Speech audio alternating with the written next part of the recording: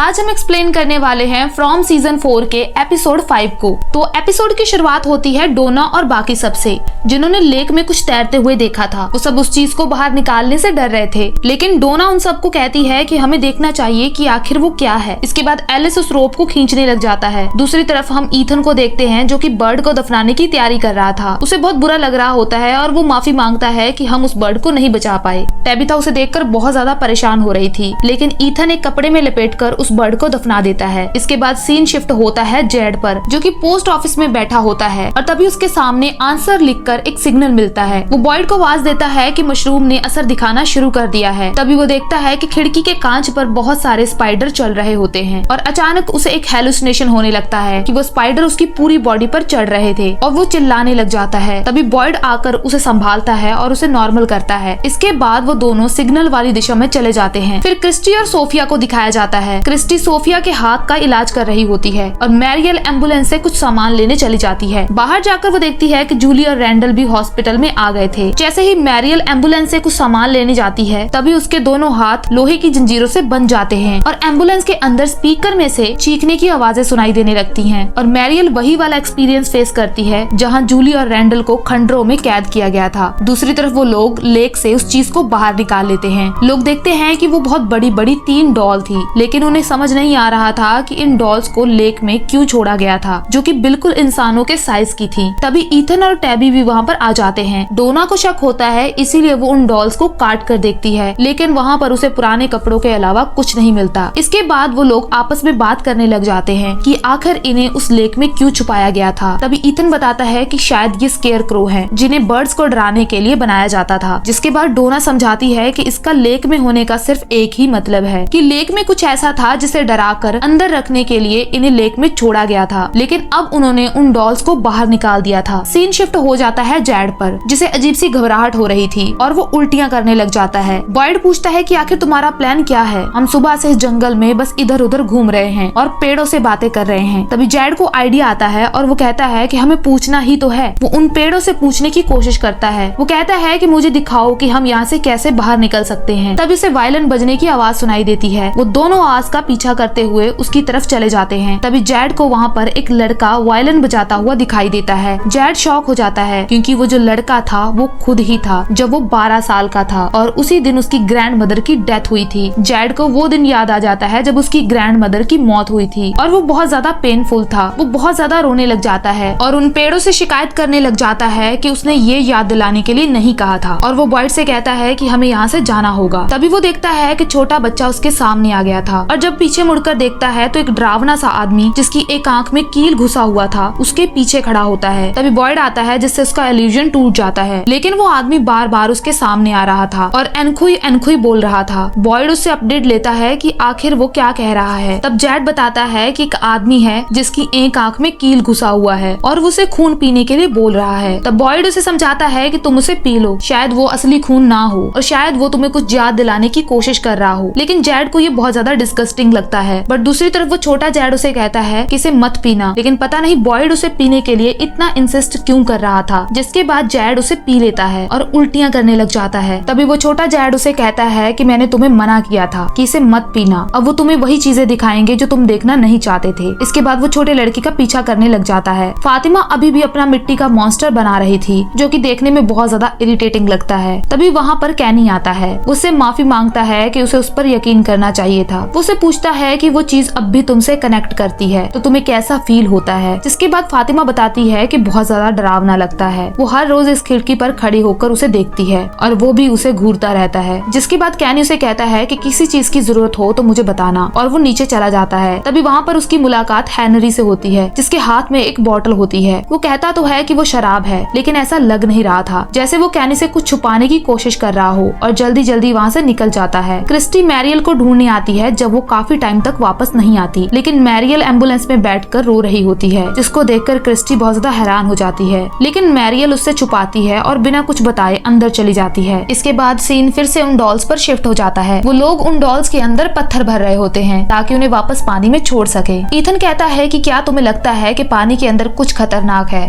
जिसके बाद डोना उसे कहती है कि हमें इसके बारे में बात नहीं करनी चाहिए। डॉल्स को टच करते ही टेबिथा को कुछ अजीब सा फील होता है और कुछ धुंधला सा दिखाई भी देता है, बट डोना उसे उसे डिस्ट्रैक्ट कर देती है, क्योंकि डोना को पता चल गया था कि टेबिथा ने अभी कुछ तो देखा है। वो उसे साइड में ले जाकर पूछती है, जिसके बाद वो बताती है कि उसे नहीं पता, बट वो डॉल्स उसे फेमिलियर लग रही हैं। डोना से पूछती है कि क्या वो खतरनाक हैं, जिस पर टेबिथा उन्हें कुछ भी बता नहीं पाती और वो उन्हें वापस पानी में डाल देते हैं। जैड उस लड़के का पीछा कर रहा होता है। जैड बॉयड को ढूंढता है, लेकिन वो उसे कहीं पर दिखाई नहीं देता। तभी अचानक उसकी कॉन्शियसनेस वापस आ जाती है और उसे बॉयड दिखाई देने लगता है। तभी जैड को फिर से वायलिन की आवाज सुनाई देने लग जाती है और उसे फिर से वही लड़का दिखाई देने लग जाता है। वो लड़का उसे कुछ दिखाने की कोशिश करता है। तभी वो एक घर में देखता है जहाँ पर 3 लोग वायलिन बजा रहे होते हैं और चौथा आदमी एक पत्थर के नीचे दबा होता है। उनमें से एक तो क्रिस्टोफर होता है और एक वो आदमी होता है जिसने उसे पीने के लिए खून दिया था। जेड बॉयड से पूछता है कि इस वक्त हम कहाँ पर हैं, जिस पर बॉयड उसे बताता है कि हम कॉलोनी हाउस के बाहर हैं। लिटिल जेड कहता है कि मैंने तुम्हें पहले ही मना किया था कि जो तुम सच देखोगे वो बहुत ज्यादा पेनफुल होंगे। हेनरी बहुत ज्यादा शराब पी रहा था, जिस पर विक्टर आकर उससे वो ड्राइंग वापस लेने की कोशिश करता है, जिसमें वो येलो सूट मैन मिरांडा को खा रहा था। यहाँ पर हेनरी का प्रॉपर ब्रेकडाउन दिखाया गया है इस सच को जानने के बाद। विक्टर उसे संभालने की कोशिश करता है, लेकिन वो पूरी तरह से मेंटली अनस्टेबल हो चुका था। विक्टर और कैनी उसे संभालने की कोशिश करते हैं और वो बार बार विक्टर से कह रहा होता है कि इन्हें वो पिक्चर दिखाओ जिसमें वो आदमी मेरी वाइफ को खा रहा है। कैबी उन क्रीपी मूर्तियों को ध्यान से देख रही होती है। सीन शिफ्ट होता है सोफिया पर। रूम से कुछ सामान उठा रही होती है। तभी रैंडल और जूली बाहर झगड़ रहे होते हैं। रैंडल उसे बोलता है कि तुम अपनी ये जिद छोड़ दो, लेकिन जूली बात नहीं मानती और उन दोनों के बीच झगड़ा हो जाता है, जिसे देखकर सोफिया यानी मैन इन येलो बहुत खुश हो रहा होता है। लेकिन यहाँ पर एक चीज और थी। उसे पहले ही पता चल चुका था कि जूली स्टोरी वॉक कर रही है, जो कि जूली और रैंडल के झगड़े से साफ हो जाता है। सोफिया जैसे ही आगे जाती है, उधर क्रिस्टी और मैरियल आपस में झगड़ रहे होते हैं, क्योंकि मैरियल उसे कुछ भी बता नहीं रही होती, जिससे क्रिस्टी गुस्सा हो जाती है। तभी मैरियल वहाँ से जाने लगती है और उसका हाथ सोफिया को लग जाता है, जिससे वही दौरे फिर से पड़ने लग जाते हैं। और ये देखकर मैन इन येलो बहुत खुश हो रहा होता है, जैसे उसे कुछ बहुत काम की चीज मिल गई हो। तभी क्रिस्टी के आते ही मैरियल ठीक हो जाती है। सीन फिर से जेड पर शिफ्ट हो जाता है। बॉयड जेड से पूछता है कि तुम्हें क्या दिखाई दिया, जिस पर जेड बताता है कि उसे 3 आदमी दिखाई दे रहे हैं जो कि उसका फेवरेट सॉन्ग बजा रहे हैं, लेकिन वो कौन है उसे पता नहीं था। तभी वो छोटा जेड बताता है कि तुमसे बेहतर कोई नहीं जानता कि आखिर ये लोग कौन हैं। जेड को एहसास होता है कि वो चारों लोग वो खुद ही है। अलग अलग टाइम में, अलग अलग लाइफ में वो इस टाउन में जी चुका है। ये सच बहुत ज्यादा शॉकिंग था, क्योंकि पहले हमें लग रहा था कि वो अजीब सा दिखने वाला आदमी जिसकी आंख में कील घुसा हुआ है वो कोई और है और जेड को परेशान कर रहा है, क्योंकि क्रिस्टोफर के बारे में तो हमें पहले ही पता चल चुका था। लेकिन अब सच सामने आ चुका था। वो आदमी उसे कुछ याद दिलाने की कोशिश कर रहा था। इसके बाद वो बच्चा कहता है कि इन्हें ध्यान से देखो, इन सब में एक चीज कॉमन है। जेड एक एक करके उन सबके पास जाता है और उन्हें ध्यान से देखता है, जिसके बाद उसे एहसास होता है कि ये सब एक दूसरे से जुड़े हुए हैं और इनमें एक ही चीज कॉमन है। इन्हें उन क्रिएचर्स ने नहीं मारा, इनका मर्डर हुआ है, लेकिन ये किसने किया है इसका उसे बिल्कुल भी अंदाजा नहीं था। जिस पर वो बच्चा कहता है कि ये भी तुम ही जानते हो। यहाँ पर वो बच्चा फ्रेंच बोलने लग जाता है। उसने जो वर्ड बोले थे उसका मतलब था मिनोज इन शार्क्स नेट, जिसके बाद जेड को समझ आ जाता है कि जेड को पिछले जन्म में टाउन के लोगों ने ही मारा था। बच्चा कहता है कि ये सब हर बार सेम हो रहा है। जब उन्हें पता चलेगा कि तुम कौन हो, वो तुम ही हो जिसे वो बच्चे बुलाते हैं, जिसके बाद वो तुम्हें ब्लेम करेंगे और नफरत करेंगे और अंत में तुम्हें आकर मार देंगे। जिसके बाद जेड अपने बारे में नहीं सोचता और टेबिथा के बारे में पूछ लेता है, जिस पर वो बच्चा कहता है कि टेबिथा के लिए तो ये और भी ज्यादा बुरा होगा। जिसके बाद जेड बोलता है कि जब हर बार मुझे मरना ही है तो ये सब मुझे कैसे मदद करेगा और इस बार मैं इस चीज को कैसे बदल सकता हूँ। जिस पर वो बच्चा कोई जवाब नहीं देता और कॉलोनी हाउस के अंदर चला जाता है और बॉयड जेड को रोक लेता है। कैनी और विक्टर हेनरी को कमरे में ले जाकर लिटा देते हैं। जिसके बाद कैनी उससे पूछता है कि वो किस बारे में बात कर रहे थे। तब जाकर विक्टर उसे बता देता है कि मैन इन येलो ने उसकी मदर को खा लिया था और वो उसे वो ड्राइंग भी दिखा देता है, जिसको देखकर कैनी बहुत शॉक हो जाता है। सीन फिर से जेड पर चला जाता है, जो कि उस बच्चे का पीछा कर रहा होता है और कॉलोनी हाउस के अंदर एक बेसमेंट में चला जाता है। यहाँ पर बॉयड को बहुत ज्यादा गुस्सा आ रहा था और वो इरिटेट हो रहा था, क्योंकि जेड उसे क्लियरली कुछ भी नहीं बता रहा था। तब वो बच्चा उसे कहता है कि रास्ता देखने के लिए तुम्हें रास्ते को साफ करना होगा। जहाँ पर वो बच्चा खड़ा था वहाँ पर बहुत सारा सामान था। जिसके बाद जेड उस सामान को हटाने लग जाता है और बॉयड उसकी मदद करने लग जाता है और उन्हें एक दरवाजा दिखाई देता है। जेड को लग रहा था कि शायद दरवाजा उसे ही दिखाई दे रहा है, इसीलिए वो बॉयड से कंफर्म करता है कि उसे वो दरवाजा दिखाई दे रहा है या नहीं। जिस पर बॉयड कहता है कि हाँ, मुझे वो दिखाई दे रहा है। जिसके बाद वो बहुत ज्यादा खुश हो जाता है कि आखिरकार इतनी मेहनत के बाद उन्हें कुछ सुराग तो मिला। उधर सोफिया मैरियल की फिक्र का ड्रामा कर रही थी। मैरियल क्रिस्टी को बताती है कि जैसा मैंने चैम्बर में फील किया था वैसा ही मुझे यहाँ पर भी फील हुआ था। मुझे सबके चीखने की आवाज सुनाई दी, क्योंकि सब यहाँ पर बहुत जल्दी मरने वाले हैं। हर एक सिंगल पर्सन यहाँ पर मर जाएगा। मैरियल उसे बताती है कि ये बहुत अलग है, यहाँ पर जो चीज है वो हमारी ही सफरिंग से पल रही है। जितना ज्यादा हम यहाँ मरेंगे हम यहीं पर अटके रहेंगे और हम यहाँ से कभी वापस नहीं निकल पाएंगे। सभी लोग कैबिन में बैठे होते हैं क्योंकि रात हो चुकी थी। सब सुबह होने का इंतजार कर रहे थे और आपस में बात कर रहे होते हैं कि हमें थोड़ी देर के लिए सो जाना चाहिए। तभी दिखाया जाता है कि वहाँ पर कोई गाना गा रहा था। किसी के गुनगुनाने की आवाज सुनाई दे रही थी। वो गाना सुनते ही टैबिथा को कुछ याद आ जाता है। तब वो उन्हें बताती है कि वो डॉल्स हैं। जब वो छोटी थी तो उनके साथ खेलती थी और वो उसकी ही डॉल्स थी, लेकिन तब वो डॉल्स बहुत ज्यादा छोटी थी। एक दिन एक आदमी को गुस्सा आ गया और उसने उन डॉल्स को पकड़कर लेक में फेंक दिया क्योंकि उसका कहना था